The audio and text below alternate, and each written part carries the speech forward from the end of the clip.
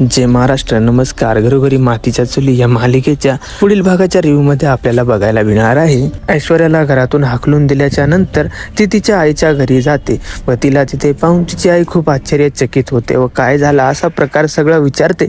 पण ऐश्वर्या ही उद्धटच असते.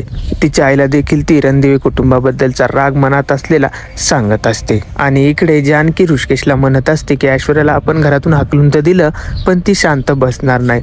कुठल्या ना कुठल्या मार्गाने ते आपल्याला त्रास नक्कीच देणार. तसंच तर मग जानकीला वाटल्याप्रमाणेच ऐश्वर्या ही दुसऱ्या दिवशी मास्क मॅनला भेटते व म्हणते की रणदिवे कुटुंबाची सगळी प्रॉपर्टी मी तुमच्या नावावर करून देईल पण सध्या मला तुमची खूप गरज आहे. आणि इकडे रणदिवे कुटुंबांच्या घरी पोलीस नोटीस घेऊन आलेले असतात व सांगतात जानकी मॅडम निर्दोष असल्याचं प्रूफ करण्यासाठी कोर्टाने उद्याची तारीख दिलेली आहे.